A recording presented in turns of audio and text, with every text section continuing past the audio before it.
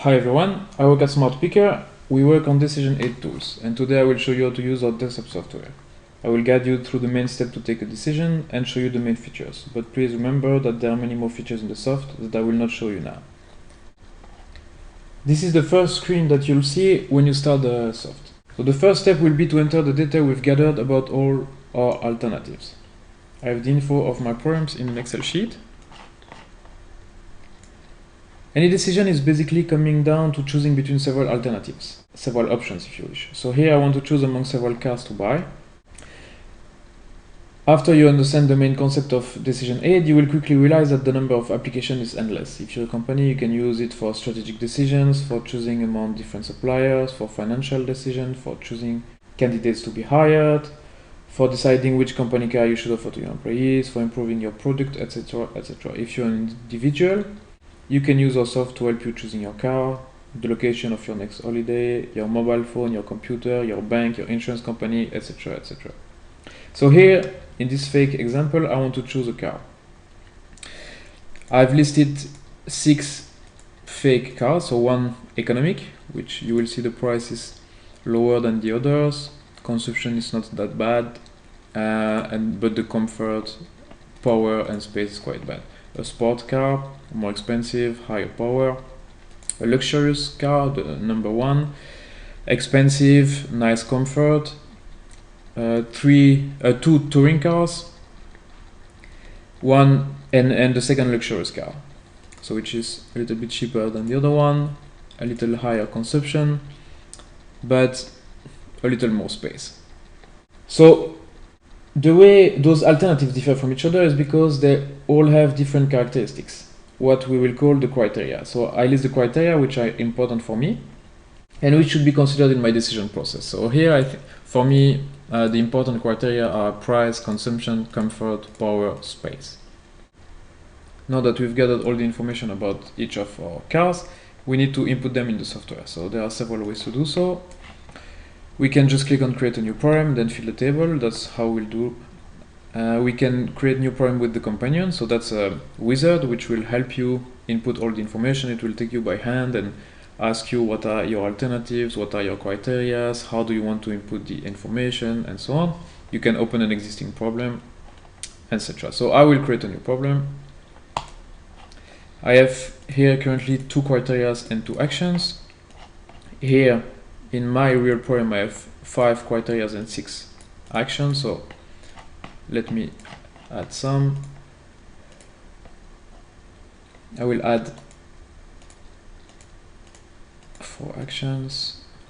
I will add 3 criteria, and then here I could input the information by hand, or I can just do a copy and paste. So here I Control C on my Excel table, Control V here, and up, all the information is there. Now I just need to add the name of my actions. I add the eco model,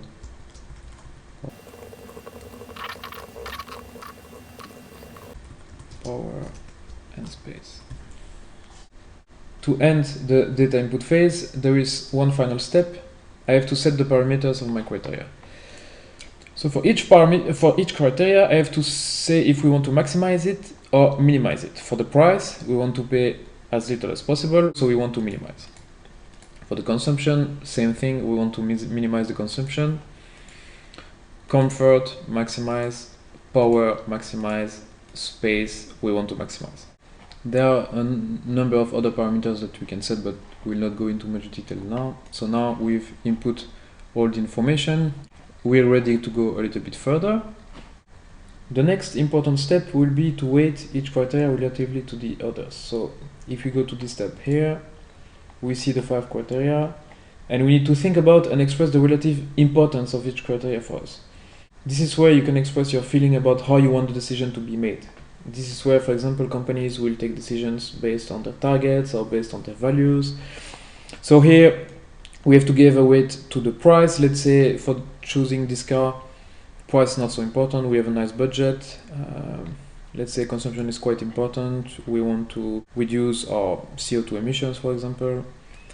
Comfort is very important because we spend a lot of time in the car. Power is very important as well, and space not important because we are always alone in the car. We are now ready to see the result. So we go to ranking chart. Okay, so this graph shows us basically the result of our decision. The first luxurious car seems to be the winner, followed by the Touring B and the Sport.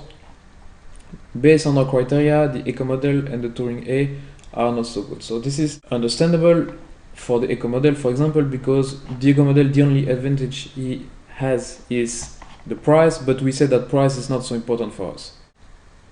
What we can do now, which is very interesting, is to see how the weight I gave to the criteria affect the result. We can understand if the best decision is stable or if it's very affected by the weight I gave to one of the criteria. We can understand if the decision will be the same if I ask my wife, for example, and she thinks that the price is much more important to us, and so on. So let's say I realize that price should be now much more important. Let's say as important as the comfort. Basically, we can see that it greatly affects our decision. As soon as I increase the price, the luxurious one model reduces, the Eco model increases, but the Touring B model increases relatively to the luxurious one model. If we do the same with the consumption, for example, if we increase the importance we give to the consumption, the Touring B model becomes better. So we really have to play a little bit with this, but most of all, consider really carefully the weight we give to each criteria. Another tool that I want to show you is the ability to see how the result is affected by a change of a characteristic of a car. Let's say we're a car manufacturer, we build the Touring B car, we are in the design process, and we have identified the average expectation of our target customer. So our target customer give this importance to each criteria. This is their expectation when they buy a car. For example, space is not so important for them.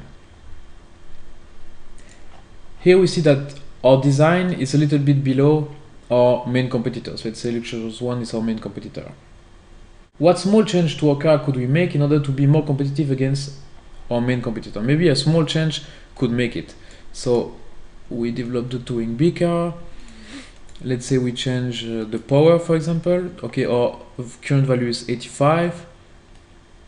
Let's see how here we directly see that a small change of the power, only 1 horsepower, will make us beat our competitor.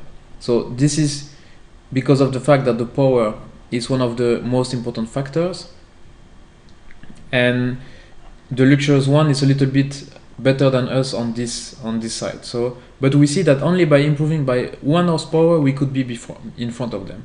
Maybe by improving the space a lot, it wouldn't change so much. So this is very valuable information.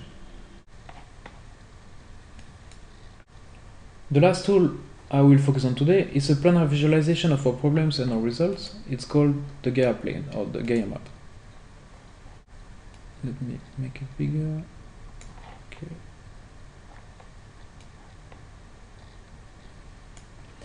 So on one plane, you can see the criteria, the arrows, the alternatives, the dots, and how they relate to each other.